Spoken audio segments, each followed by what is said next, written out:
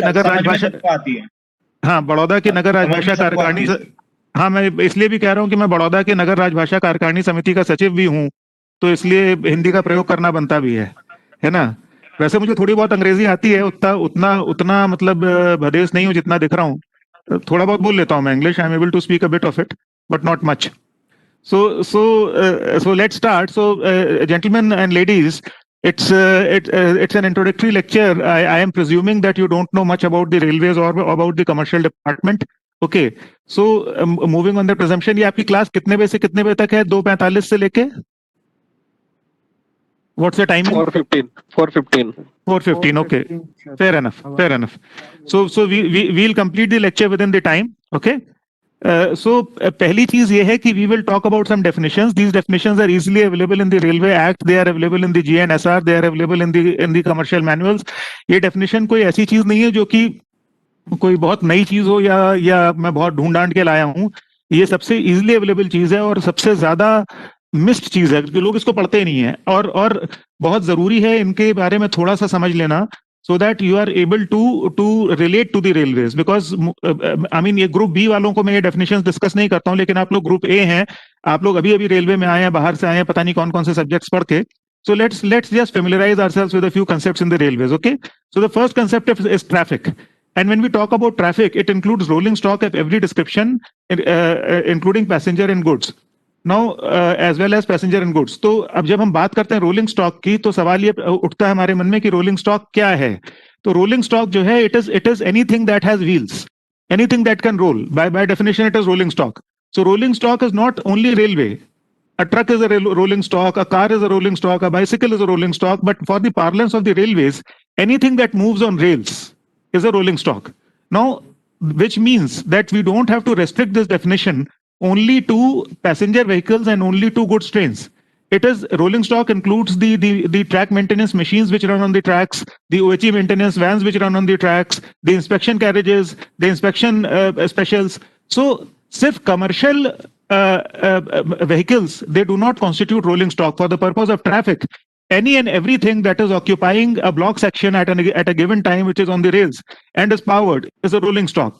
Okay, we will not treat a hand push trolley as a rolling stock because it can be taken off the rails, but rest of the things cannot be taken off the rails, and therefore that is rolling stock and that is traffic. Okay, so हमें इस बात का ध्यान रखना है कि railway की maintenance machines और बाकी सब रेलवे के जो कंसाइनमेंट्स हैं वो भी रोलिंग स्टॉक में आ जाते हैं. The railway means a zone of Indian Railway or any other portion of a zone for public carriage of passengers and goods. Now, when we talk about the railway, it actually, the concept goes back to the British times when we used to have different railway companies in India. जब Indian railway नहीं बनी थी, तो उस वक्त आपकी एक home railway होती थी, एक फॉरेन रेलवे होती थी. अब वो कंसेप्ट चला आ रहा है, even though all of us belong to Indian railways, but the concept is there, and the concept is that you have your home railway, which is the zone in which you are working, and foreign railway, which is the zone which may be a neighboring zone or some other zone of Indian Railways. Okay, so your zonal railway, and you must understand that the railway is organized on the concept geographically on the concept of zones and divisions, which cannot be superimposed on the concept of districts and states. Meaning thereby that one zone may cover geographical area of more than one states. One example is Northern Railway. Northern Railway stretches from Uttar Pradesh to Jammu and Kashmir and to Punjab and Haryana. Okay, so Northern Railway में 3-4 states आ जा रही हैं. ऐसे ही एक division में एक से ज्यादा डिस्ट्रिक्ट्स आ सकती हैं. जैसे इलाहाबाद डिवीजन के अंदर आपके पास इलाहाबाद डिस्ट्रिक्ट पड़ती है, बगल के 2-3 डिस्ट्रिक्ट और कौशाम्बी डिस्ट्रिक्ट पड़ती है. ठीक है, तो इलाहाबाद डिवीजन के अंदर 4-5 डिस्ट्रिक्ट पड़ जाती हैं, यहाँ तक कि रॉबर्ट्सगंज तक पड़ जाता है.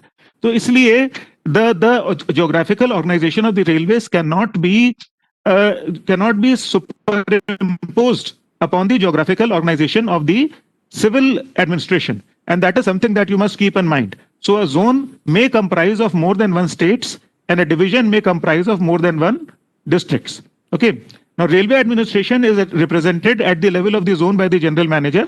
The general manager is the fountainhead of all power in administrative power in the division, in the zone, and through him the delegation of powers takes place to the other officers, and that is known as SOP or Schedule of Powers in the Indian Railways. कई जगह पे इसको DOP भी कहते हैं, Delegation of Powers, कई government departments में, लेकिन इंडियन रेलवेज में इसको शेड्यूल ऑफ पावर्स कहते हैं।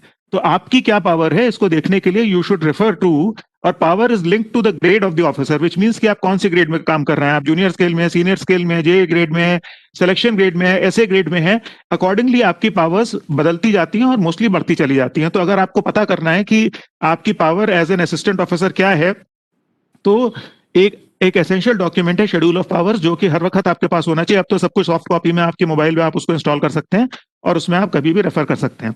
Okay, booking railway is the railway on which a traffic originates, and destination railway is a railway on which a traffic terminates, which means that if we book something from Baroda, okay, we book a rake of say food grain from Baroda for NJP, so Baroda से जो rake चला तो booking railway western railway होगी, okay, because Baroda is a part of western railway, और जो destination railway होगी वो NF railway होगी, because the rake is directed towards NF railway and it is going to terminate in NJP, which is a part of New Jalpaiguri, which is a part of NF railway. Okay, so now intermediate railway is a railway on which the consignment passes. Okay, so जब आप बड़ौदा से चलेंगे तो हो सकता है कि आपको रास्ते में वहां तक पहुंचने के लिए you may have to pass over Northern Railway, you may have to pass over North Central Railway and East Central Railway.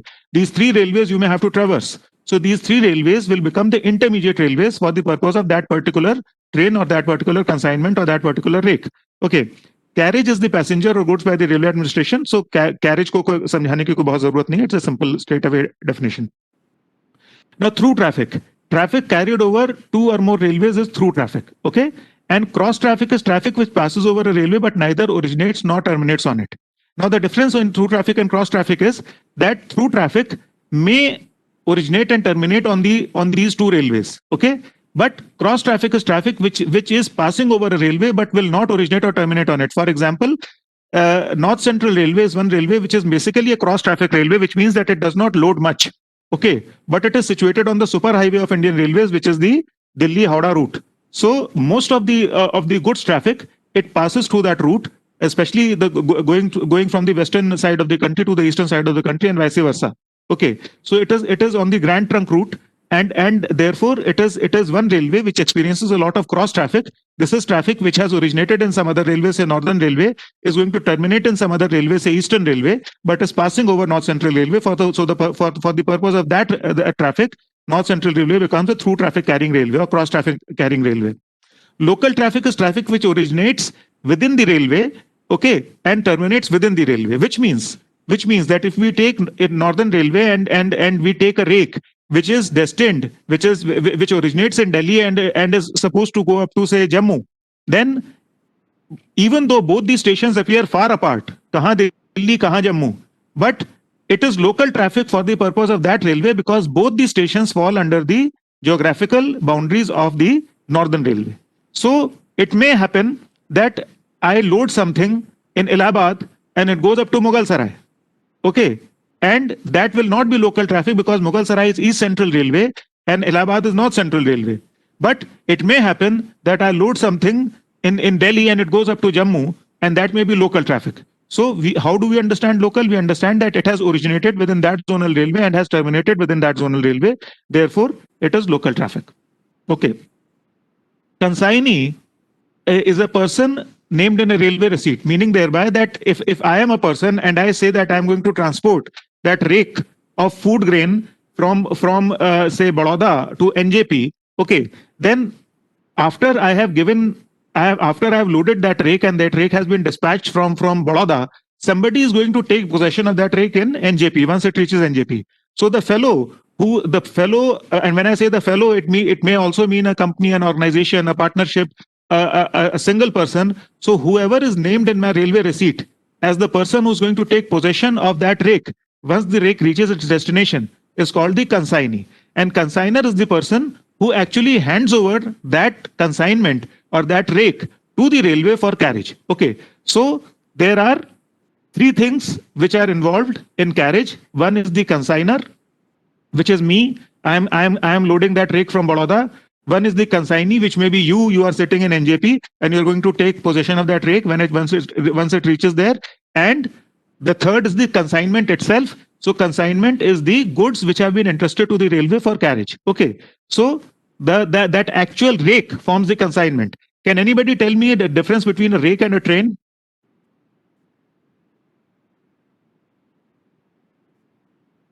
Train also has a locomotive. Sir rake का स्पेसिफिक सेट ऑफ कोचेज होता है और train एक specific number Amit, ऐसा क्यों लग रहा है कि तुम चांद से बोल रहे हो?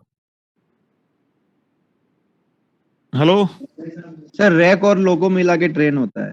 रेक और लोको मिला के ट्रेन होता है। ये बड़ा सिंपल सा कंसेप्ट है, लेकिन फिर भी मेरे को लगा कि मैं एक बार इस कंसेप्ट को यहाँ पे रिपीट कर दूं कि अगर हमारे पास 46 बीसीएन वैगन्स खड़े हैं, हाँ बिल्कुल ठीक है आकांक्ष, कि हमारे पास 46 बीसीएन वैगन्स खड़े हैं और together those 46 BCN wagons without a loco constitute a rake, okay, and once a loco is attached to that rake, it constitutes a train.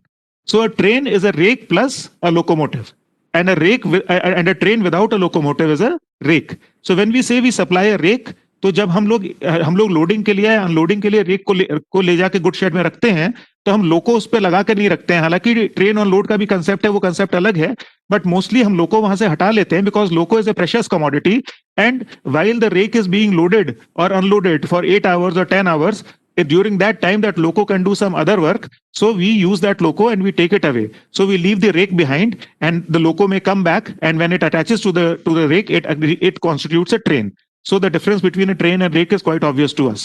Okay, now transit is the period between commencement and termination of goods entrusted to railway for carriage. Now this is a very important concept to understand because it has the concept of free time. Okay, so can anybody tell me what is free time? हालांकि इसमें लिखा हुआ है, लेकिन कोई समझा पाएगा free time से हमारा क्या मतलब है? आइडल टाइम हाँ, ओके ओके, हम लोगों के पास भी फ्री टाइम होता है Akanksh, but what exactly is free time?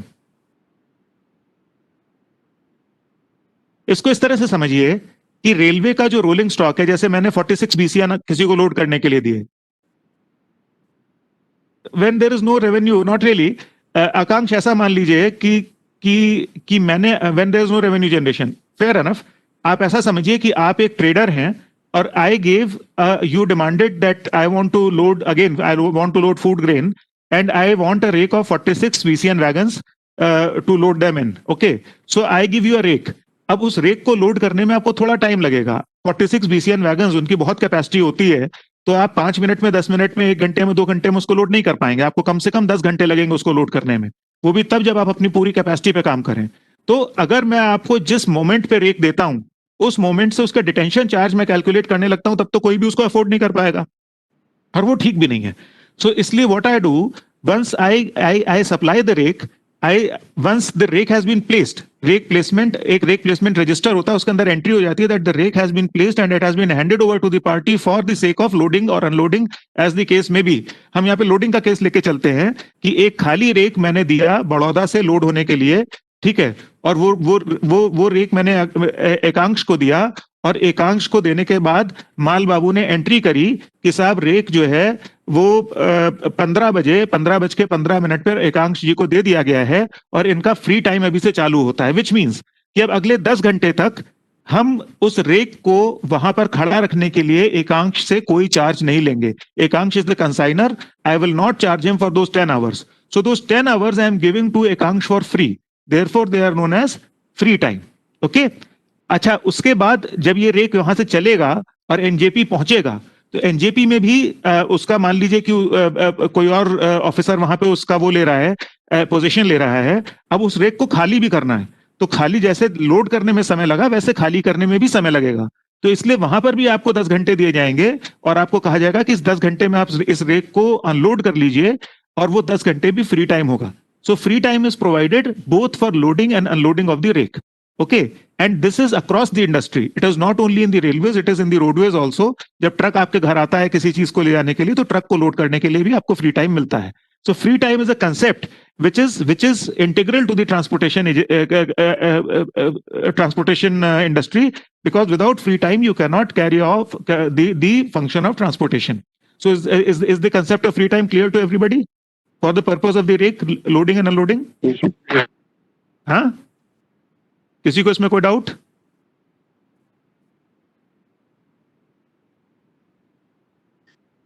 No, sir. आप लोग पिक्चर देखते हैं? हाँ, do you watch movies? Yes sir. Sholay किसने देखी है? रोहित ने देखी है? सबने देखी है। देखी है ना सबने? तो उसमें वो एक हंगल जो है मौलवी होता है और उसके लड़के को गब्बर मार देता है, और जब उसके लड़के की लाश जो है वो पहुंचती है गांव में, तो सब लोग चुप खड़े होते हैं। तो एक हंगल कौन सा डायलॉग बोलता है? सन्नाटा क्यों है भाई? इतना सन्नाटा क्यों है भाई? तो मेरा भी यही सवाल है, इतना सन्नाटा क्यों है भाई? हैं? अरे यार, वैसे ही मैं सीधे सीधे स्क्रीन से बात कर रहा हूं। है एक तो एक इज्जतदार सीनियर प्रोफेसर को जो है स्क्रीन से बात करनी पड़े, ऊपर से कोई रिस्पांस ना मिले, ये तो यार बड़ी ज्यादती है। क्यों? लेक्चरर 1 और प्रोबेशनर 77, बहुत नाइंसाफी है। अरे रिस्पॉन्स करें। हाँ सर। तो यार, तो थोड़ा सा रिस्पॉन्ड करो तो मुझे भी लगे कि मैं एक निर्जीव बेजान इलेक्ट्रॉनिक इक्विपमेंट से नहीं बात कर रहा हूँ, लोगों से बात कर रहा हूँ। Okay, so you can feel free to interact with me, only thing is कि सब लोग एक साथ नहीं बोलो, क्योंकि उसमें दिक्कत होगी, समझ में कुछ नहीं आएगा, सब आवाजें आपस में टकरा जाएंगी। But suffice it to say that the period between commencement, तो आपको जो रेक का डिटेंशन है उसके फ्री टाइम का कंसेप्ट समझ में आया सबको? Yes sir. Yes sir. Okay, अब दूसरा कंसेप्ट ये है कि हमारा ये जो रेक हमने बड़ौदा से लोड किया था और एनजेपी हम इसको ले गए थे, एनजेपी में जाके प्लेस हो गया, ठीक है, साइडिंग में प्लेस हो गया या गुड शेड में प्लेस हो गया। अब गुड शेड में प्लेसमेंट का मतलब ये है कि हमने जो कंसाइनी था उसको उसका पोजीशन दे दिया कि भाई अब ये 10 घंटे रेक को तुम संभालो और अपना सामान इसमें से उतार लो, ठीक है। अब जब हमने उसको दे दिया है वहां पर और उसका फ्री टाइम चालू हो गया है और उसने अपना सामान वहां पे उतार के रखना शुरू किया, बैड कंसाइनमेंट था, गेहूं के बोरे थे मान लीजिए, अब उसने उसमें से कुछ हजार बोरे उतारे उस पूरे रेक में से, और उसने बोरे उतार के हमारी जमीन पर रख लिए। अब अगला स्टेप क्या होना चाहिए? सर उनको वहां से उठा के एग्जैक्टली अगला स्टेप ये होना चाहिए कि उसको वहां से उठा लें। लेकिन मान लीजिए कि वो कहता है कि मेरा मूड नहीं है, अब रखा रहने दीजिए, कभी टाइम होगा तब ले जाएंगे, एक आध हफ्ते बाद ले जाएंगे। फिर उसके ऊपर तिरपाल डालेंगे ताकि वहां पे एटलीस्ट सेफ रहे। नहीं, बट हम उसको अलाउ कर सकते हैं एक आध हफ्ते रखने के लिए। Sir as per rules idea नहीं है, बट अगर अलाउड नहीं है तो फिर we have to move to some temporary location, क्योंकि वो जगह नहीं कोई कर और सकते, जगह भी नहीं कर सकते allow, because of the simple reason कि हमारे पास जो स्पेस है वो लिमिटेड है ना। क्या पढ़ा है भाई तुमने यार? इस किसी ने कुछ बोला, रुको देखो।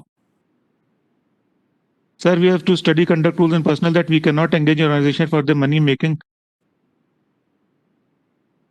We have studied in conduct rules and personnel that we cannot engage in organization activity for the money making, earning money.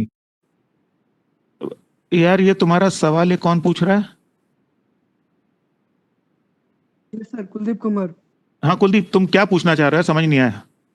Sir conduct rule के अंदर हमने पढ़ा है कि जैसे हम अगर जॉब कर रहे हैं यहाँ पे, हाँ, तो हम किसी और ऑर्गेनाइजेशन या किसी ऐसी एक्टिविटी में नहीं पार्टिसिपेट कर सकते हैं जिससे हमें मनी का कुछ प्रॉफिट हो। तो ये रूल सर कितना मतलब किस तरीके से हम समझे सर? ये इस तरह से समझा जाता है कि नॉर्मली आप कोई दूसरी नौकरी नहीं कर सकते, ठीक है। If you are having a job in the railways, you are an officer in the railways, that you can not go and gain employment in another, कि भाई आपने कहा कि मैं 6 बजे तक रेलवे का काम करूंगा, उसके बाद मैं जो है अपनी दुकान खोलूंगा, वो आप नहीं कर सकते। लेकिन literary and cultural activity and accepting honorarium is allowed in the railways, ठीक है। ओके, और अगर थैंक यू सर। और अगर आप जैसे मान लीजिए कि जैसे मैं यहाँ पे लेक्चरर हूं और मैं कहूं कि मैं जाके यूनिवर्सिटी में भी लेक्चर देना चाहता हूं, तो उसके लिए मेरे को रेलवे से बाकायदा लिखित में परमिशन लेनी होगी, और जो भी मुझे वहां से पैसा मिलेगा उसका 30% पैसा मुझे रेलवेज को देना होगा। तो ऐसा नहीं है कि एकदम बंदिश है, लेकिन अगर मैं 30% पैसा रेलवे को दे दूंगा और बचे हुए का 30% इनकम टैक्स में दे दूंगा, तो उससे बेहतर है मैं फ्री में ही जाके पढ़ा लूं, ठीक है। तो इसलिए but basically accepting of honorarium is allowed, but having a regular employment और regular business in your name while you are a railway officer, it is not allowed. Okay, madam के नाम पे कुछ करना चाहें तो कर सकते हैं। बहुत लोग करते भी हैं। ओके, तो एनीवे, तो हम लोग बात कर रहे थे इसकी कि जो हमारा गुड्स शेड है, वहां पर हमारे पास समय, हमारे पास जगह लिमिटेड है।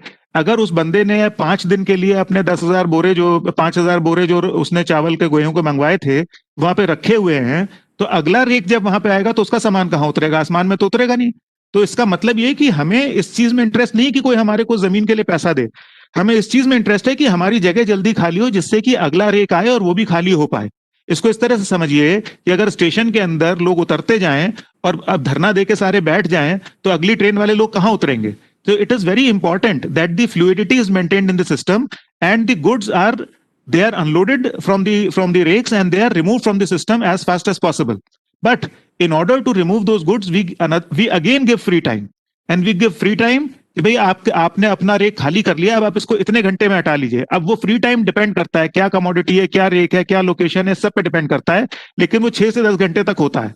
तो मैंने अगर आपको 6 से 10 घंटे दिए कि आप अपना सामान मेरे प्रेमाइसिस से हटा लीजिए, और आप अपना सामान मेरे प्रेमाइसिस से नहीं हटा रहे, तो मैं क्या कर सकता हूं? तो मैं आपसे चार्ज ले सकता हूं। मैं आपसे ये चार्ज लूंगा कि भाई ठीक है, आपको मैंने 10 घंटे दिए थे, आपने 10 घंटे में अपना सामान नहीं हटाया, तो जो सामान आपने मेरे रखा हुआ है पर क्विंटल, पर 100 kgs, पर आवर, मैं इतना चार्ज आपसे लूंगा उस सामान को यहां पे रखने का। ठीक है, लेकिन उसके बाद भी अगर आप नहीं हटाते तो मैं आपके ऊपर पेनल चार्ज लगाऊंगा। जो मैं चार्ज आपसे ले रहा था उसको बढ़ा के मैं 6 गुना तक कर सकता हूं, which is known as penal wharfage. So the charge that we levy for the detention of the rake beyond the free time is called demurrage. ये सवाल आएगा, इसको याद कर लीजिएगा। मैंने ऐसा कुछ बताया नहीं, मैं सिर्फ, मेरे को ऐसा लग रहा है कि ऐसा होगा, मतलब अंदर से मेरे आवाज से आ रही है कि शायद ये सवाल आ सकता है। ठीक है, so the charge that we levy for detention of a rake beyond the free time is called demurrage, and the charge that we levy for occupation of railway land beyond the free time with your goods or your consignment is called wharfage. Okay, सबको clear कि किसी को कोई doubt इसमें? Sir दूसरा term क्या था? वॉरफेज। वॉरफेज, okay, अभी आगे आएगा इसमें, है ना? तो अभी डेमरेज और वॉरफेज को हम थोड़ा और डिस्कस कर लेंगे, लेकिन फ्री टाइम का कंसेप्ट समझ में आ गया कि इतने वो समय जितने में आपको लोडिंग या अनलोडिंग कर लेनी है और आपके ऊपर कोई एडिशनल चार्ज नहीं पड़ेगा, वो लोडिंग अनलोडिंग का फ्री टाइम है। और वो समय जितने में आपको अपना सामान मेरे प्रेमाइसिस से हटा लेना है और आपको कोई एडिशनल चार्ज नहीं पड़ेगा, वो आपका सामान हटाने का फ्री टाइम है। इतना समझ में आ गया सबको? फ्री टाइम का कंसेप्ट समझ में आ गया? Yes sir. Okay, great. तो अब हम ट्रांजिट की बात करते हैं। Transit commences on the issuance of railway receipt or loading of consignment whichever is earlier. अब इस बात को ध्यान रखिए कि अगेन उसी एग्जांपल को लेते हैं कि मैं पहुंचा गुड शेड बड़ौदा में और मैंने कहा कि साहब मेरे को लोडिंग करनी है। ठीक है, तो लोडिंग करने से पहले एक रेलवे रिसीट जनरेट होगी। जैसे आप टिकट खरीदते हैं, टिकट लेके आप ट्रेन में चढ़ते हैं, वैसे रेलवे रिसीट लेके आप लोडिंग करते हैं। लेकिन ऐसा भी हो सकता है कि आप लोडिंग शुरू कर दें और रेलवे रिसीट लोडिंग होने के बाद कटे। जैसा कि ऐसा हो सकता है कि आप ट्रेन में चढ़े और ट्रेन में चढ़ के आपका टिकट बने उस वक्त। Okay, so in either of the cases railway receipt पहले कटे या पहले लोडिंग पूरी हो, दोनों में से कुछ भी हो, हमारा ट्रांजिट शुरू हो जाता है। Okay, and it terminates upon the expiry of free time allowed for unloading of any consignment from rolling stock. तो मीनिंग देयर बाय कि मैंने यहां पर लोडिंग करी और लोडिंग करते ही मेरा ट्रांजिट पीरियड शुरू हो गया। ट्रांजिट पीरियड का मतलब है वो पीरियड जिस पीरियड में द गुड्स और the consignment is in the possession of the railways. Okay, and the railways is the de facto guardian of those goods और दैट कंसाइनमेंट। और जब वो एनजेपी पहुंचेगा तो एनजेपी में जो बंदा उसका जो कंसाइनी उसका पोजेशन लेगा, उस कंसाइनी को अगर उसने फ्री टाइम में मतलब 10 घंटे के अंदर उस सामान को सारे के सारे को रेक से खाली कर दिया, तो उसको एक एडिशनल बेनिफिट मिलेगा कि उसका ट्रांजिट अभी खत्म नहीं माना जाएगा, वो तब खत्म माना जाएगा जब उसका वहां से सामान को हटाने का फ्री टाइम भी खत्म हो जाएगा। ओके, लेकिन अगर उसने फ्री टाइम में अनलोडिंग नहीं करी तो अनलोडिंग होते ही उसका ट्रांजिट खत्म माना जाएगा और उसके ऊपर चार्ज लगना शुरू हो जाएगा। सो suffice it to say that the time which is elapsed between commencement and termination of goods entrusted to railway for carriage is called transit, and free time के बारे में तो हम लोग काफी डिटेल में डिस्कशन कर ही चुके। Now, demurrage is the charge levied for the detention of any rolling stock after expiry of free time. मतलब ये है कि मैंने जो है आकांक्ष को रेक दिया था कि भैया इसको लोड करो, और आकांक्ष बाबू 10 घंटे के बजाय वो कहते हैं कि मेरा जो है पिक्चर देखने का मैंने उसके बाद मैं लोड करूंगा। आप जरूर पिक्चर देखिए, लेकिन आपको 10 घंटे के बाद एक्स्ट्रा चार्ज देना पड़ जाएगा उस रेक को अपने पास रखने का, जिसको कि डेमरेज कहते हैं। और वॉरफेज वो चार्ज है कि अगर आप अपना सामान मेरे प्रेमाइसेस से हटाने से मना करते हैं तो आप मत हटाइए, लेकिन 10 घंटे बाद आपको मेरे को एक्स्ट्रा चार्ज देना पड़ जाएगा, और वो चार्ज वॉरफेज कहलाएगा। मैंने भी बड़ौदा पार्सल ऑफिस में वॉरफेज दी थी 800 रुपए की। मैंने कुछ सामान मंगवाया था बॉम्बे से और वो पड़ा रह गया, मैं भूल गया उसके बारे में। और जब मैं उसको लेने गया तो वहां का जो पार्सल क्लर्क था उसने उठा के 800 रुपए मुझसे वॉरफेज वसूल ली। तो वैसे मैं उसको माफ करवा सकता था सीनियर डीसीएम से कह के, लेकिन मैंने कहा चलो जाने दो, अगले महीने तनख्वाह में लग के वापस मिल जाएगा। तो गुड्स जो है इट इंक्लूड्स कंटेनर्स, पैलेट्स और similar articles of transport used to consolidate goods and animals. तो एनिमल्स भी टेक्निकली गुड्स में ही आते हैं, हालांकि वो पेरिशेबल्स में आएंगे, तो उसके लिए हमारे पास स्पेशल प्रोविजंस हैं। Freight is the charge levied for carriage of goods including transshipment charges if any. तो गुड्स के लिए हम फ्रेट चार्ज करते हैं और ह्यूमन बींग्स के लिए हम फेयर चार्ज करते हैं। You must remember that we don't charge freight for human beings, we charge freight for goods and including transshipment charges. So what do we mean by transshipment charges? Transshipment का क्या मतलब है? Goods को एक truck या फिर coach से दूसरे कोच में ट्रांसफर करता है अकाउंट ऑफ बीइंग सिक और फॉर एनी अदर पर्पस। एक सेकंड, एक प्रश्न आया है। प्रश्न ये है कि Sir, demurrage is accounted only during unloading of designated consignee? नहीं, not only unloading. Demurrage is both during loading and unloading. Okay? Demurrage is both during loading and unloading. Meaning thereby कि अगर मैंने आपको खाली रेक दिया और खाली rake को लोड करने के लिए आपको 10 घंटे मिले और आपने उसको 10 घंटे में लोड नहीं किया, तो रेक का डिटेंशन हो गया और आपके ऊपर डेमरेज लग गई। सिमिलरली मैंने आपका भरा हुआ रेक, लोडेड रेक डेस्टिनेशन पे पहुंचा और आपके कंसाइनमेंट जिसको भी आपने कंसाइनी बनाया है उसने उसको फ्री टाइम में खाली नहीं किया, उसको डिटेन कर दिया, तो उसके ऊपर भी डेमरेज लग जाएगी। तो डिटेंशन रेक का लोडिंग और अनलोडिंग दोनों ही में हो सकता है, इसलिए डेमरेज दोनों पे एप्लीकेबल है। Is that clear? इसमें कोई doubt? Okay, great. Now goods का हमने बात कर ली, फ्रेट की बात कर ली, फेयर की बात कर ली। ट्रांसशिपमेंट मैंने आपसे पूछा था, तो ट्रांसशिपमेंट बेसिकली ये होता है when you transfer your goods from one container to the other.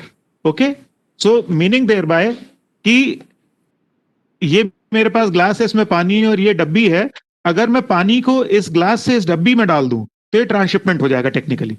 So transshipment is nothing but the transfer of the consignment from one container to the other, or in transportation parlance we may say that it is the transfer from one mode of transport to the other, or within the similar mode of transport from one gauge to the other, meaning thereby कि माल कहीं पे broad gauge में जा रहा है, अब उसको narrow gauge में जाना है, तो नैरो गेज के वैगन में उसको उतार के ट्रांसशिप करना पड़ेगा। या नैरो गेज से आया उसको ब्रॉड गेज में जाना है तो उसको ट्रांसशिप करना पड़ेगा। या ट्रक से आया उसको ट्रेन से जाना है तो उसको ट्रांसशिप करना पड़ेगा। या हवाई जहाज से आया उसको ट्रक से जाना है तो उसको ट्रांसशिप करना पड़ेगा। So transhipment is another generic term which is integral to transportation industry. It is not railway specific. However, in the railway, it becomes very important because transshipment, the greater the number of transshipments, the greater is the cost, because it includes the cost of delay, it includes the cost of labor, and it also includes the cost of damage. So जितने transshipment होते हैं, सामान की जितनी handling होती है, उतनी ही transportation cost बढ़ती चली जाती है। So our focus should be as transportation managers to reduce the transshipments so far as possible, so that the cost of labor, the cost of delay, and the cost of damage does not inflate the cost of transportation on the whole. Understood? Koi doubt? No, sir. Okay, now we talk about commodity. Now commodity is a specific item of goods. Okay, so when we use the word commodity, we cannot use the word commodity very broadly. We have to be very specific. For instance, if I ask you ki what commodity are you going to carry, then you cannot tell me that I am going to carry food grains. You have to tell me that what food grain you are going to carry. You cannot simply tell me that I am going to carry metal.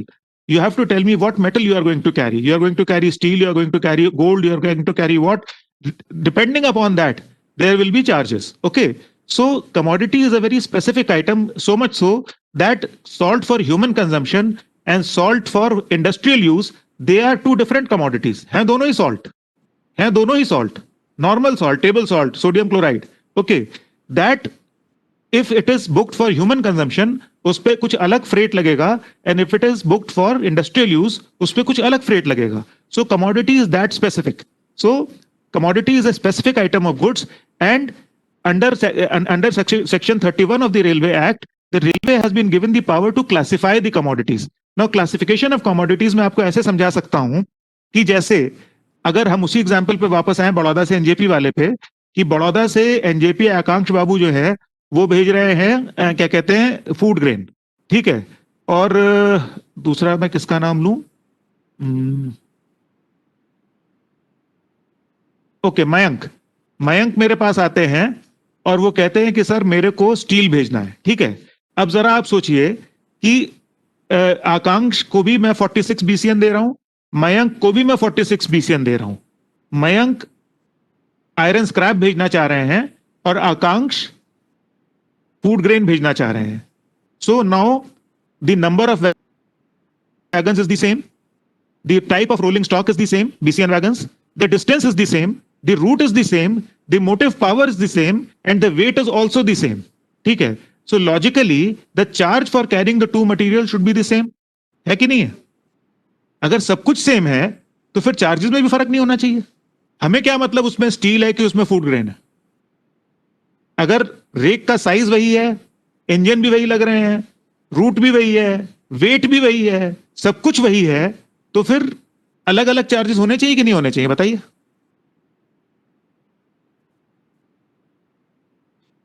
Yes sir, होने चाहिए charges, separate charges. क्यों होने चाहिए सुयश? तुम मेरे को समाजवादी लग रहे हो. क्यों होने चाहिए बताओ. Actually sir basically different type of grains तो हो सकता है उनकी मार्केट वैल्यू भी डिफरेंट हो depending on demand and supply, तो उसकी वैल्यू कंज्यूमर के लिए डिफरेंट हो सकती है, उस तरह से हम इसको डिफरेंट चार्ज कर सकते हैं. नहीं तो उससे हमें क्या फर्क पड़ता है कंज्यूमर से? हम तो ट्रांसपोर्टर हैं, जो हमारे पास आएगा हम ट्रांसपोर्ट करेंगे. हमारे को तो वेट से मतलब है. लोडिंग अलग अलग होगी सर, लोडिंग और अनलोडिंग अलग अलग होगी sir. Actually the reason behind it is a socio political economic reason, ठीक है, कि हम लोगों ने क्लासिफिकेशन, हम लोगों को पावर दी गई है रेलवे को कि हम कमोडिटीज को क्लासिफाई कर सकते हैं, and our base class is 100. Base class 100 का मतलब ये है कि अगर हम किसी को 100 पे क्लासिफाई करते हैं, it means that the railway is carrying that commodity for no profit no loss, and when we start going above 100 then we are earning a profit, and when we start going below 100 then we are giving a subsidy. So we give subsidy on two commodities, one is food grain and the other is edible salt.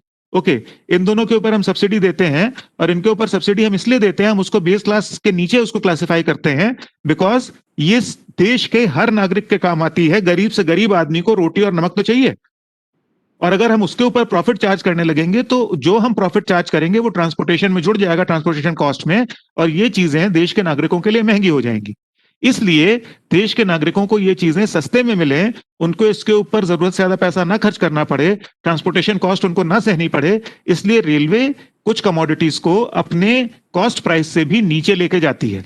दूसरे and पे petroleum oil and lubricants हैं जिसको हम class 200 में रखते हैं, 200 में रखते हैं, विच मीन्स कि हम उसकी क्लासिफिकेशन, हम उसके ऊपर 100% प्रॉफिट चार्ज करते हैं. वो इसलिए चार्ज करते हैं कि जो भी आदमी पेट्रोलियम यूज कर रहा है उसके पास गाड़ी तो है, अगर उसके पास गाड़ी है तो वो इतना तो केपेबल है, वो उसको गरीब तो हम नहीं कह सकते, तो जो गरीब नहीं है उससे हम कुछ प्रॉफिट चार्ज कर सकते हैं, लेकिन जो गरीब है उससे प्रॉफिट चार्ज करना वो ठीक नहीं है.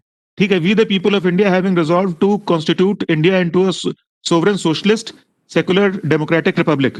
तो सोशलिस्ट वर्ड हमारे प्रियम्बल में आता है, और उसका मतलब यह है that we are a welfare state, okay, and we have to take care of our people. So railways being a part of the government, we are classifying the commodities in such a way that the cost of transportation is not passed on, it does not become a burden on the poor people of the country, and the poor people are saved from that kind of expenditure.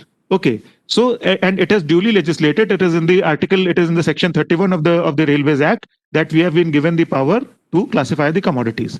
Okay, and class rates are the rates fixed for a class of commodity in the classification. Okay, so steel का class rate कुछ अलग होगा, food grain का class rate कुछ अलग होगा, petroleum oil and lubricants का class rate कुछ अलग होगा, और क्लिंकर और सीमेंट का क्लास रेट कुछ अलग होगा, और अकॉर्डिंगली उनका फ्रेट जो है वो कैलकुलेट किया जाएगा जिस वक्त हम उसको बुक कर रहे हैं. Forwarding note. Now this is a very, very important thing. Okay, under section 64 of the Railway Act, the railway has been given is enjoined upon with the power and also the responsibility to get a forwarding note executed from the loading party. अब आप ये बताइए कि मैं आपसे एक सवाल पूछता हूं कि आप माल बाबू हैं या आप सीनियर डीसीएम में, चलिए माल बाबू नहीं है, ओके, और आपके पास एक पार्टी आती है और कहती है हमको 1000 बक्से लोड करने हैं आपके डिवीजन से किसी दूसरी जगह के लिए, तो आप उसको रेक सप्लाई करके सीधे लोडिंग करवा देंगे? वो पैसा देने को तैयार है?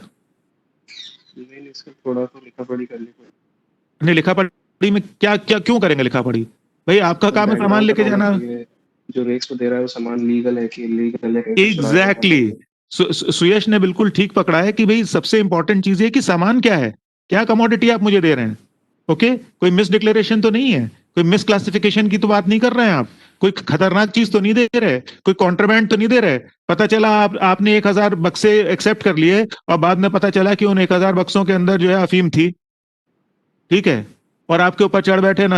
आजकल नारकोटिक्स कंट्रोल वाले वैसे बड़े एक्टिव चल रहे हैं, ठीक है, सुशांत के बाद वो चढ़ बैठे कि यार सीनियर डीसीएम साहब आप इधर आइए, आप जो है अफीम की तस्करी करवा रहे हैं. तो आप क्या जवाब देंगे? ऐसा नहीं है कि अफीम को ट्रांसपोर्ट करना प्रतिबंधित है, लेकिन उसके लिए अलग नियम लगेगा, ठीक है. या उन बक्सों के अंदर गोला बारूद है और बाद में पकड़ा गया कि आप तो गोला बारूद ले जा रहे थे, तो ऐसा नहीं कि गोला बारूद का ट्रांसपोर्टेशन प्रतिबंधित है. It can be transported, but उसके लिए बिल्कुल अलग नियम है, रेड टैरिफ है उसके लिए नियम एकदम अलग लगेगा. तो इसलिए it is very important that we should be aware, number 1, of the party who is going to load with us, number 2 their antecedents, number 3 whether they are genuinely registered, और जो भी उनकी फॉर्मेलिटीज, पेपर फॉर्मेलिटीज उन्होंने पूरी की हैं कि नहीं की हैं, एंड नंबर 4 कि वो कौन सी कमोडिटी हमारे साथ लोड करना चाह रहे हैं. And all these things are declared in the forwarding note. So forwarding note is in the nature of an application which is given by the party which is willing to load with us, so that they make us aware about what are their intentions, and we are also we can also cross check on that कि वो क्या load करने जा रहे हैं. Railway receipt is the binding contract. After the forwarding note is accepted, a railway receipt is generated upon the payment of the freight, and once the freight is paid, we generate a railway receipt. Railway receipt को आप goods के लिए ticket मान सकते हैं. ये ऐसा समझिए जैसे गुड्स के ट्रांसपोर्टेशन के लिए, जैसे ह्यूमंस के ट्रांसपोर्टेशन के लिए टिकट चाहिए होता है, वैसे गुड्स के ट्रांसपोर्टेशन का टिकट रेलवे रिसीट होता है. रेलवे रिसीट पहले तो इसके ऊपर अलग से, मतलब जो आगे आपके लेक्चर्स आएंगे उसमें इसमें डिटेल में डिस्कशन होगा रेलवे रिसीट पे, but suffice it to say that nowadays most of the railway receipts are electronically generated, and once a railway receipt has been generated, then it forms a binding contract between the party which is going to load with the railways and between the railway administration. It forms a binding contract, and that contract applies, and accordingly the railway and the other party have to conduct themselves. And section 64 और section 65 इसको govern करते हैं. तो section 31 जो है वो हमारे लिए इंपॉर्टेंट इसलिए है क्योंकि वो क्लासिफिकेशन की बात करता है. सेक्शन 64 हमको, हमारे ऊपर ये जिम्मेदारी डालता है कि एक फॉरवर्डिंग नोट होना चाहिए, और सेक्शन 65 ऑफ रेलवे एक्ट वो इस चीज को रेलवे रिसीट को इशू करने के लिए हम लोगों को अधिकृत करता है. Now there is another important document which is known as an indemnity note. Indemnity note ऐसे है कि मेरा रेक जो मैंने बड़ौदा से रवाना किया था वो एनजेपी पहुंच चुका है. अब मेरा बंदा या जो कंसाइनी है जिसके भी नाम मैंने भेजा है वो जा रहा है उस रेक को क्लेम करने की भाई ये सामान मेरा है. तो कैसे प्रूव करेगा कि सामान उसका है?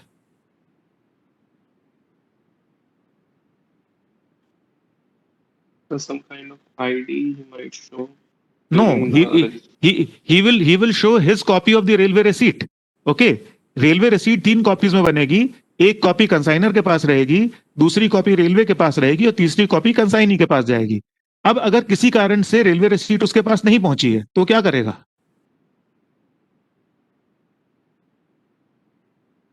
या रेलवे रिसीट खो गई है, किसी ने उसकी पॉकेट मार दी, रेलवे रिसीट खो गई, अब वो क्या करेगा?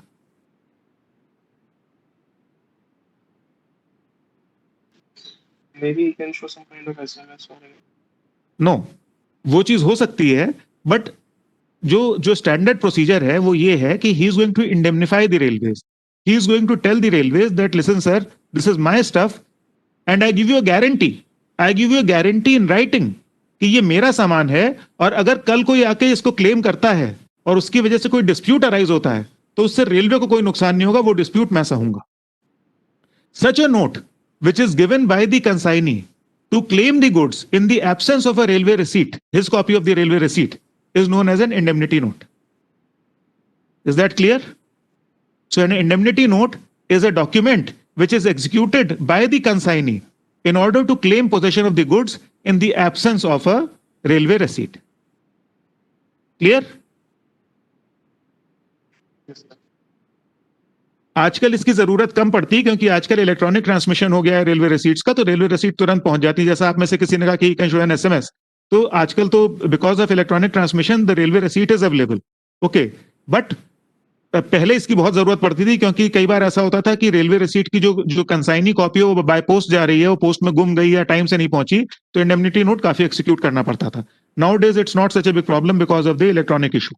Okay, then let us talk about the transportation of passengers. Okay, so transportation of passengers is done with the help of tickets, not with the help of receipts. Okay, तो हम लोग इंसानों की रसीद नहीं काटते, इंसानों को हम लोग टिकट देते हैं, रसीद हम लोग सामान की काटते हैं. So all card and paper tickets on which fare is printed are called printed tickets. Okay, तो आप लोगों ने सबने रिजर्व टिकट पीआरएस की विंडो से खरीदा होगा कभी ना कभी, या इशू करवाया होगा अपने पास पे. उसके ऊपर फेयर प्रिंटेड होता है, उसके अंदर सारा डिटेल प्रिंटेड होता है, उसके ऊपर हाथ से कुछ नहीं लिखना पड़ता. That is a printed ticket. अगर आप अनरिजर्व टिकट जो यूटीएस से लेते हैं वो खरीदेंगे, उसके ऊपर सब कुछ प्रिंटेड होता है, कुछ भी आपको हाथ से नहीं लिखना पड़ता. That is a printed ticket. But are there unprinted tickets also? क्या ऐसे भी टिकट होते हैं जो कि प्रिंटेड टिकट्स की कैटेगरी में नहीं आते? जो टीटी ट्रेन में बना सकते हैं हमको सीट अलॉट करके. Exactly, that is known as an EFT, excess fare ticket. तो प्रिंटेड टिकट दो तरीके के होते हैं, blank paper ticket and excess fare ticket. Technically speaking excess fare ticket is also a blank paper ticket, लेकिन excess fare ticket is carried by the travelling ticket checking staff and blank paper tickets are available with the static ticket checking staff and also with the booking office. So कई बार ऐसा होता है कि जब आपका किसी कारण से यूटीएस फेल कर गया, अनरिजर्व टिकटिंग सिस्टम फेल कर गया, प्रिंटेड कार्ड टिकट्स पहले चलते थे, आपने देखा होगा इतने बड़े बड़े होते थे, कार्ड्स होते थे, ठीक है, और उसके ऊपर सारा कुछ लिखा होता था, लोग उनको कलेक्ट भी करते थे. Printed card tickets have been discontinued. Okay, now they are a relic of the past. So now the only two kinds of printed tickets are used in the Indian Railways. One is the reserved ticket, which is the PRS ticket, and the other is the unreserved ticket, which is the UTS ticket or the booking ticket. And both these tickets are printed tickets. Apart from them, two kinds of non-printed tickets are used, जिसमें कि सब कुछ हाथ से भरना पड़ता है, बाकी मतलब उसके ऊपर एसेंशियल इंफॉर्मेशन प्रिंटेड होती है, but rest of it has to be filled in by hand. That is the blank paper ticket and the excess fare ticket. So these tickets are used to sell the transportation to the customer. इसके बारे में आगे बात करेंगे. Okay. Then another authority is pass. Now the pass is an authority given by the central government for a railway administration to a person, allowing them as a passenger but does not include a ticket. Okay. जैसे ये आप देखिए, ये देख रहे हैं आप? What is this? This is a metal pass. Okay. This is a metal pass. So this is my authority. This is the pass which has been issued by the central government to me because I am a railway officer, and this metal pass is my authority to board any train in India, which means कि अगर मेरे पास ये पास है, जो कि मेरे पास ये पास है, ये मेरे पास ये पास है, ये अनुप्रास अलंकार हुआ एक्चुअली, मेरे पास ये मेरे पास ये pass. Sir, is it gold pass? No, it is not a gold pass. अभी एसएजी में मुझे सिल्वर पास मिल रहा है, ठीक है. ब्रॉन्ज होता है, सिल्वर होता है, फिर गोल्ड होता है. ओके, सो ये है ब्रॉन्ज पास, लेकिन इसके साथ एक अथॉरिटी इशू हो जाते हैं. Show again. अच्छा, एक सेकेंड. क्लियर? बहुत साफ तो नहीं नजर आएगा इस पे क्या लिखा है, वो जब मैं आऊंगा तो आप लोग देख लीजिएगा इसको, ठीक है. So this is issued to you and this, इसके साथ एक अथॉरिटी इशू हो जाती है which effectively makes it a silver pass. Okay, but you must remember that in order to board, we must understand the term authority, and in order to board any train anywhere, which means guard के डब्बे से लेके engine तक, अगर आपको train को board करना है, then you need an authority. Okay, that authority may be a ticket which you have purchased from the ticket window, or that authority may be a pass which has been issued to you by the railway administration. Normally tickets को हम authority की तरह से नहीं लेते हैं, passes को हम अथॉरिटी की तरह से लेते हैं. Okay, month is a 0 hour of the first day to the midnight of the last day, and day is midnight to midnight. Railway में हमारा 24 घंटे का सिस्टम चलता है, ठीक है, which means कि रात के 12 बजे फिर 1 2 3 4 5 6 7 8 9 10 11 12 13 14 15 16 इस तरीके से हम लोग बात करते हैं. आप में से जिन लोगों की शादी नहीं हुई है वो इस बात का ध्यान रखेंगे कि जब वाइफ टाइम पूछेगी तो आप 4 बजे बताएंगे, 16 बजे नहीं बताएंगे, नहीं तो आपको डांट पड़ जाएगी, ठीक है. क्योंकि है ना, तो फिर मत कहिएगा कि सर आपने बताया नहीं था. ये मेरे साथ हो चुका है. मेरी नई नई शादी हुई थी, मेरी मिसेज ने टाइम पूछा, मैंने कहा 16 बजे है. बोली तुम मुझसे मजाक क्यों कर रहे हो? मैंने कहा यार हद हो गई, मजाक क्या कर रहा हूँ, 16 ही बजे हैं. और अक्सर ऐसा भी होता है कि मार्केट में कोई टाइम पूछ लेता है तो इसी पार्लेंसेस में कि निकले हुए थे कि टाइम क्या साहब 22 बजे है, तो सामने वाला सोचता है कि आप उससे तफरी ले रहे हैं. तो तफरी नहीं ले रहे हैं, रेलवे वाले ऐसी बात करते हैं. Okay, so your day is from midnight to midnight, which means that at midnight it is called 0 hours, और उसके बाद 1 2 3 4 आपका शुरू होता है. ओके, सो ये मैंने काफी सारी चीजें इसमें कवर करी. किसी को इसमें अभी तक कोई डाउट हो तो बताए, if anybody has any doubt. Okay, so let's move ahead with the concept of commercial. Now tell me, what is commercial? जब हम कमर्शियल की बात करते हैं, कमर्शियल है क्या, ये क्या भला है? ये Basically selling and buying of things with profit in motive. Selling और buying. Actually you are right Suyash, but commercial को हम बेटर डिफाइन कर सकते हैं that commercial is business. Okay, so any organisation, any person who wishes to do business will have to engage in commercial activity. Okay, and what does commercial do? It creates value. Now how does it create value? Let me give you an example. आप एक ship पे हैं और ship rack हो गया है, ship डूब जाती है, और जब वो शिप डूब जाती है तो आप तैर के पास के एक आइलैंड पे पहुंचते हैं और वहां पे सब कुछ है, खाने पीने का सामान वगैरह सब कुछ है, यू आर कंफर्टेबल, और आपको एक पत्थर पड़ा मिलता है जिसको आप रिकॉग्नाइज करते हैं कि यार ये तो 1 किलो का हीरा है. अब ये बताइए उस हीरे की क्या वैल्यू है? आप अकेले हैं वहां पे, तो वैल्यू है हीरे की?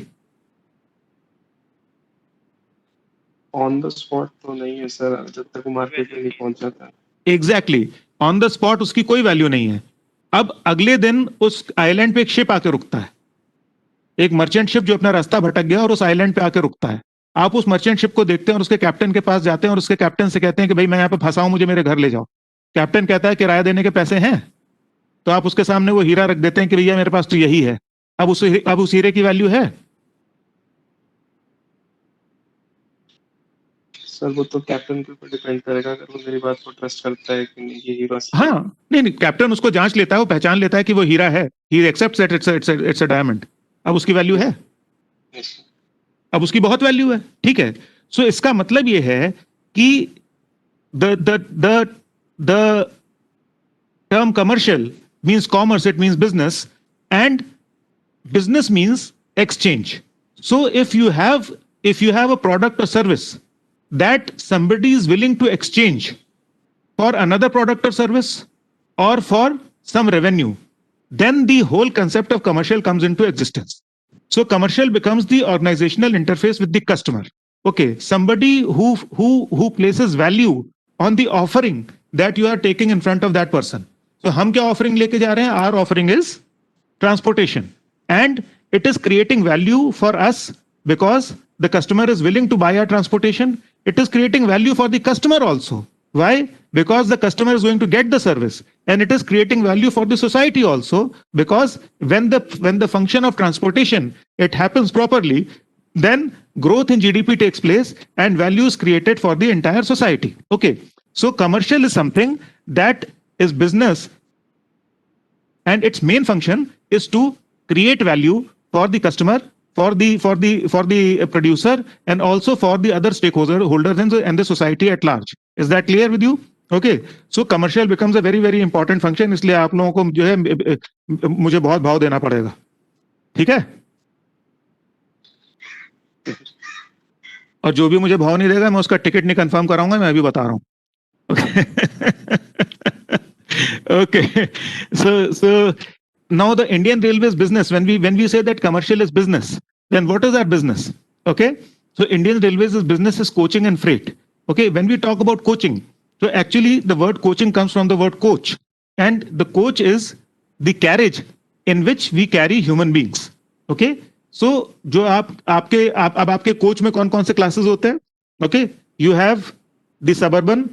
यू हैव सबर्बन के क्लासेस को मैं भी टच नहीं कर रहा हूं, बट सबर्बन में भी 2-3 क्लासेस होते हैं. तो आप जनरल क्लास और फर्स्ट क्लास कर लिए सबर्बन में, तो सबर्बन के 2 क्लासेस हो गए.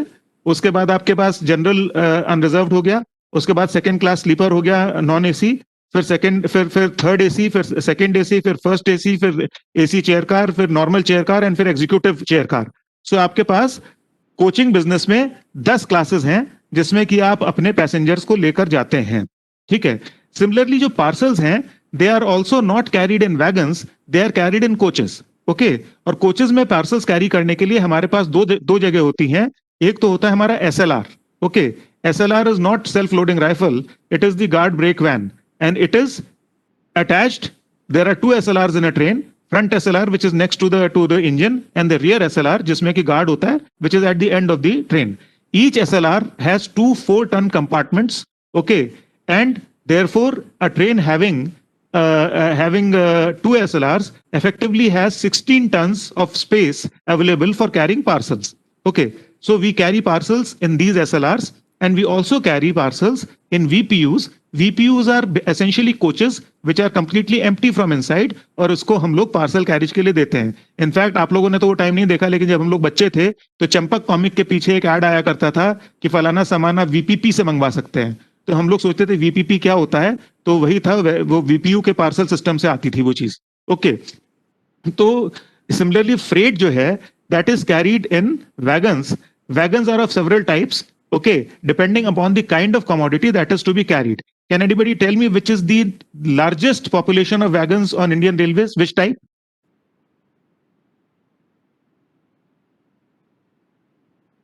BOXN. Boxen, that's right. And why is it the largest population? Boxen wagons comprise 44% of our total, workforce or total wagon force of the Indian Railways. And why does Boxen wagon exist in such a huge quantity? Because of Coal. transportation of coal and That's right. other construction activities. material. Basically, we are bulk carriers. And the biggest category that we carry is coal. Coal comprises almost of 50%, 49.9 something percent of our total carriage. So therefore, the wagon which is carrying coal will de facto be the largest fleet of Indian Railways. Okay, it is followed by BCN wagons. It is followed by other kinds of wagons. Now, can anybody tell me ये BCN क्या वाला है? इसको हम BCN क्या है? BCN क्या signify करता है? Covered wagon है. Top covered. What is B? Bogie What is based, N? bogie based. Yes, That's not bogie based, covered, and what is N? Pneumatic brakes. Pneumatic brakes. Pneumatic means air. Okay. So a bogie type wagon which is covered and has pneumatic brakes is called a BCN wagon. A bogie type wagon which is open and has pneumatic brakes is called a box and wagon. Okay. And so on and so forth. So the word N is very important here, and the word B is very important because B shows that it's a bogie type wagon, and a bogie type wagon is usually an 8-wheeler wagon because each bogie has 4 wheels and a wagon has 8 wheels. Okay, एक time था जब हम लोग ने नौकरी join की थी, जब 4-व्हीलर टैंक वैगन चला करती थी, वो बार बार गिरती थी, इसलिए मैंने उनका नाम गिरी हुई वैगन्स रख दिया था. Okay, thankfully. तो इनफैक्ट एक रेक था टंकी का, 4-व्हीलर टैंक्स का, जो उतरटिया स्टेशन पे ही 3 बार डिरेल हो गया था. तो तब से मैंने उनका नाम, मेरे डीआरएम ने मुझको बुला के पूछा कि यार बंसल ये बार बार गिर क्यों रही है, तो मैंने कहा सर क्योंकि बहुत गिरी हुई वैगन्स है. तो मेरे डीआरएम को मेरी बात समझ में आ गई. तो अब हमारे पास 8-व्हीलर वैगन्स हैं and 1 bogie has 4 wheels. Okay, अगर आप बोगी को देखना चाहते हैं तो जो जंगल वाली रोड है जो खुद ही पड़ी है उसमें जाइए, राइट हैंड साइड पे बोगीज रखी हुई है कैसनप टाइप की, आप उनको देख सकते हैं, you can examine them. Okay, so freight में हमारे पास डिफरेंट टाइप की वैगन्स हैं and freight is carried on those wagons depending upon the kind of commodity that we wish to carry.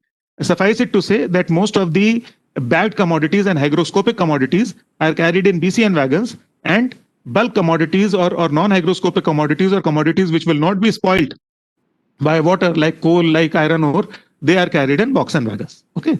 और भी तरीके की हैं.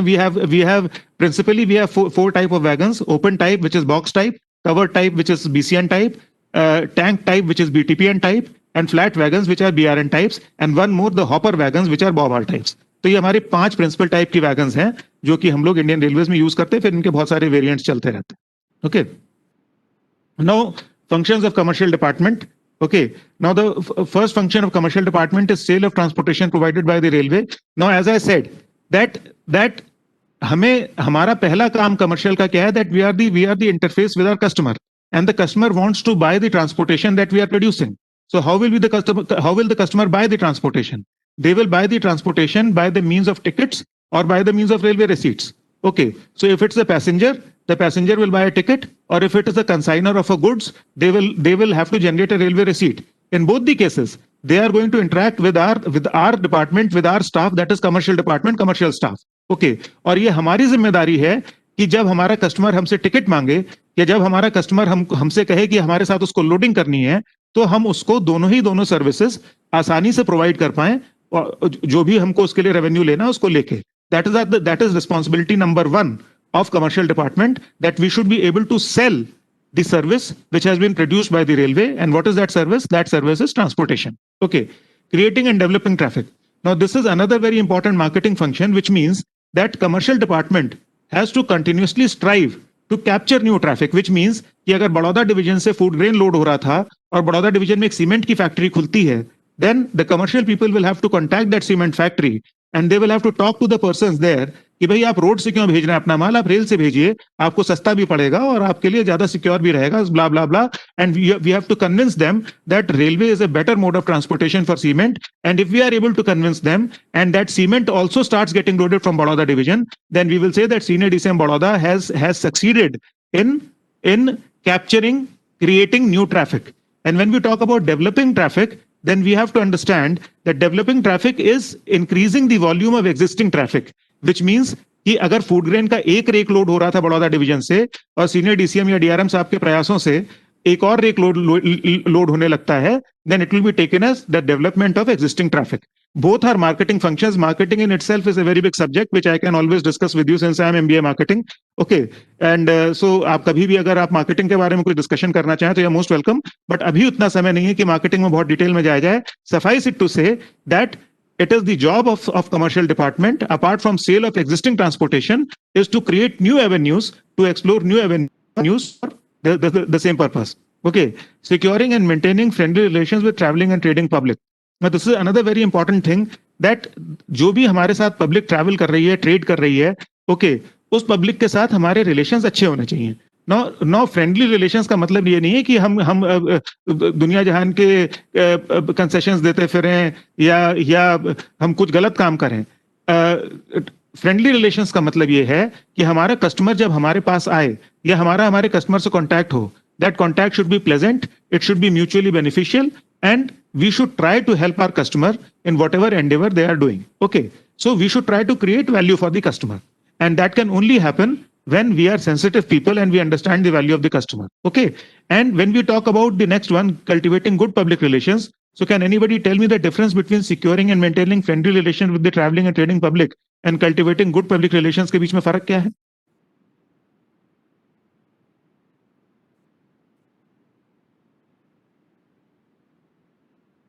Anybody?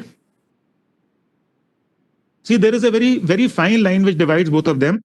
When we talk about securing and maintaining friendly relations with the traveling and trading public, we are actually talking about our customers or potential customers or people whom we come in touch with. But when we talk about cultivating good public relations, then we are talking about the universe. When I talk about cultivating good public relations, then I am talking about Joe Biden, I am talking about Barack Obama, I am talking about Honorable Prime Minister, I am talking about Mukesh Ambani, I am talking about anybody and everybody who may never be my customers. Okay, I am talking about Sachin Tendulkar, I am talking about Amitabh Bachchan, I am talking about people who will most likely not travel with me. I am talking about people who will most likely not travel with me, but even then, even though they are not my customers or my prospective or potential customers, I still want them to have a positive image about me. मैं चाहता हूं कि उनके मन में मेरे बारे में एक अच्छी धारणा बनी रहे. ये है पब्लिक रिलेशंस. और मेरे कस्टमर को मैं खुश रखूं, ये है मार्केटिंग. तो मार्केटिंग और पब्लिक रिलेशंस में थोड़ा सा फर्क है जो हमें समझना जरूरी है. और ये पब्लिक रिलेशंस जो है, इनफैक्ट बोर्ड लेवल पे भी ये बात चल रही है that the PR department will be merged with the commercial department, and senior DCMs and DCMs in the division are ex officio public relations officers of the division also.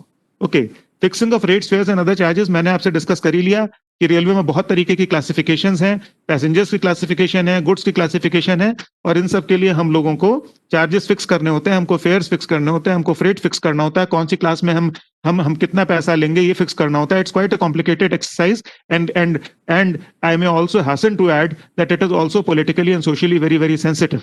So a high amount of credibility, a high amount of sensitivity, and a high amount of professionalism goes into fixing of such charges, and it is again the job of the commercial department. Okay, sale, delivery of product and services. While most of the cash handling nowadays has stopped, it is happening virtual. It is not physical cash that we are handling. Yet a sizable amount of cash is generated at our installations every day, which is our stations and our goods sheds. And this cash has to be correctly collected, correctly accounted for, and correctly remitted within time to the banks. And all these three things are not simple. It is again a complicated exercise. Calculation of the fares, calculation of the freight, taking the correct cash, storing it away properly, accounting for it, and then ultimately disposing of it properly so that it goes to the correct destination. That is all a complicated, a lengthy, and a very very sensitive process, and this process is carried out by the personnel of the commercial department. Okay, after sales services in our industry, even though we are a service industry, we have a concept of after sales service, and after sales services that normally it should not happen, but a grievance may arise. For instance, somebody who is traveling in an AC class may complain that the toilet is dirty. Now that is a grievance, that is not yet a complaint. He will raise that grievance to the conductor, and the conductor will call the OBHS or onboard housekeeping staff, and they will clean the toilet. However, if he does not get the proper response from the relevant people, then he may go on Twitter, or he may go on Facebook, or he may even write to the concerned division or DRM and send in a complaint, or he may call for the complaint book also. Okay, so a grievance, if not handled properly, becomes a complaint. Okay, a complaint, if not handled properly, can become a cause for refund or claim. So it is a progression, result into a complaint. A complaint may result into a refund or claim, which is a financial loss to the railways. So if we are not good at our after sales service, if we are not good at handling our customers, then ultimately we end up with incurring financial losses for the railways, which is a cardinal sin. We should try to avoid financial losses to the railways. Okay, so after sales service is another very important function of the commercial department. Catering, suffice it to say कि अब हम किसी शादी में जाते हैं और शादी से लौट के आते हैं, तो सबसे ज्यादा बात क्या होती है कि भाई खाना बढ़िया बना था या खाना अच्छा नहीं बना था. तो catering is a very very important item of customer satisfaction or dissatisfaction. And in catering, not only do we have to see that the correct quality is given, we also have to see that the correct quantity is given at the correct price, with the correct taste, with the correct freshness, with the correct ingredients, and at the same time it is served by people who are not suffering from communicable diseases. Okay, जरा सोचिए कि आपके पास एक train में waiter आए और वो खांस रहा हो और आप उससे पूछे कि भैया तुम खांस क्यों रहे हो, और बोले कि साहब मुझे कोरोना है ना, आपका क्या होगा? जो निवाला आपके गले में होगा वो गले में ही अटक जाएगा. तो इसलिए it is very very important that भैया ये एनोटेशन रिक्वेस्ट मत करो यार, है ना. सो इसलिए it's very important that the food that we serve to our customers, it has all these qualities. Okay, and the people who serve this food also are free from communicable diseases and are bona fide railway servants and are able to produce the quantity of the food and the rate list if the customer so demands. Okay, commercial advertising and publicity, we have our stations, we have our railway installations where there's a huge amount of footfall and a huge number of eyeballs, and we can monetize those footfalls and eyeballs by giving commercial publicity or advertising rights for those places. We already do that. It is a commercial function and it is a very, very important item of non-fare revenue, which we will discuss. It's a separate class altogether. We will discuss that. Okay. Public relations की हमने बात कर ली. Carrying out traffic survey for new lines and new traffic. कहीं भी अगर नई line या नया ट्रैफिक इंट्रोड्यूस होना है, उसमें पैसा लगता है, sizeable amount of investment goes into it. So अगर हम ये इन्वेस्टमेंट कर रहे हैं तो हम लोगों को इस बात के लिए तैयार रहना पड़ेगा कि भाई हमारे को कुछ रिटर्न भी तो मिले. हवा में तो इन्वेस्टमेंट नहीं की जाती, तो क्या इन्वेस्टमेंट होगी और उस पर क्या रिटर्न मिलेगा, इस चीज का सर्वे कमर्शियल डिपार्टमेंट करता है या करवाता है. नेमिंग ऑफ स्टेशन और change in the name of station, हालांकि ये फंक्शन बेसिकली स्टेट गवर्नमेंट और होम मिनिस्ट्री के बीच का है, लेकिन कमर्शियल डिपार्टमेंट इन दोनों के बीच में सैंडविच्ड है, इसलिए उसका भी यहाँ पे रोल है. Justification of introducing new trains and new halts. Okay, if you have to introduce a new train on any route, okay, कई बार ऐसा होता है कि डिमांड होती है, आपके पब्लिक रिप्रेजेंटेटिव्स की डिमांड होती है, पॉलिटिकल लोगों की डिमांड होती है कि आप इस रूट पे एक ट्रेन इंट्रोड्यूस करिए. ओके, कई बार हमें भी लगता है कि जरूरत है, तो ऐसे में जब हमको लगता है जरूरत है तो हम उसको कैसे जस्टिफाई करें, हम कैसे कहें कि भाई एक नई गाड़ी चला दीजिए.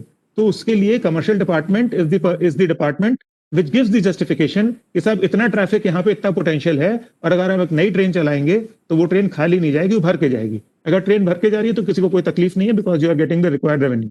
सो this is done by the commercial department.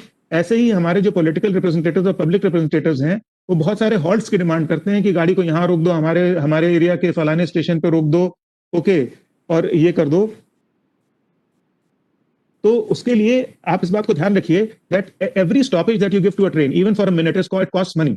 Okay, अब मान लीजिए कि आपने ट्रेन को 1 मिनट का स्टॉपेज दिया और उसका 1 मिनट के स्टॉपेज की कीमत 10,000 रुपए है, तो अगर आपने 5 मिनट का स्टॉपेज दिया तो उसकी कीमत 50,000 रुपए हो गई. विच मीन्स अगर वो डेली ट्रेन है तो महीने के 15 लाख रुपए आप खर्च कर रहे हैं उस ट्रेन को किसी ऐसे स्टेशन पे स्टॉपेज देने के लिए जहां पे पहले स्टॉपेज नहीं था. तो अगर आप इतना पैसा खर्च कर रहे हैं तो जाहिर सी बात है कि आपको उसका कुछ रिटर्न चाहिए. तो आप ऐसे स्टेशन पे तो स्टॉपेज नहीं करेंगे जहां पे कि आप खर्च कर रहे हैं 50,000, आपको बदले में मिल रहा है 5,000. ओके, तो इसलिए आप ऐसे स्टेशन पे स्टॉपेज नॉर्मली डिक्लाइन कर देंगे कि भाई यहाँ पे तो टिकट सेल ही नहीं है, जहाँ पे टिकट सेल नहीं है वहां पर हम स्टॉपेज क्यों दें. ओके, तो या किसी दूसरी जगह ऐसी जगह भी हो सकती है जहां पे बहुत पोटेंशियल है, बहुत टिकट सेल हो सकती है, वहां पे स्टॉपेज दिया भी जा सकता है. तो this is something which is again handled by the commercial department.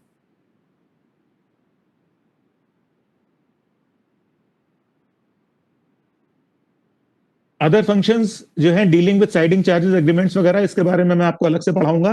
Clearance of station outstanding, again ये भी अलग से पढ़ाया जाएगा, बट स्टेशन आउटस्टैंडिंग का मतलब ये है, what is outstanding. Outstanding is that revenue which should be in your kitty, it should be in your galla, in your box at the end of the accounting cycle, but for some reason it is not reflecting in your account. Okay, तो जिस वक्त आप अपनी station की balance sheet बनाते हैं उस वक्त जितना पैसा आपके पास होना चाहिए, मान लीजिए आपके पास 100 रुपए होने चाहिए और आपकी बैलेंस शीट में 90 रुपए दिख रहे हैं, तो 10 रुपए आउटस्टैंडिंग हो गए. ये वो अमाउंट है जो आपके पास होना चाहिए था पर किसी कारण से नहीं है. इस अमाउंट को डिटरमिन करना पड़ता है कि कितना अमाउंट है और ये आपके किटी में क्यों नहीं आया, और उसके बाद कमर्शियल ऑफिसर्स को इस पर काम करना पड़ता है और इसके लिक्विडेशन के लिए या इसको पाने के लिए इसको अपनी किटी में लाने के लिए काम करना पड़ता है. For instance, when I was ACM Lucknow, I settled a matter of outstanding of 4 crore rupees with NTPC Unchahar.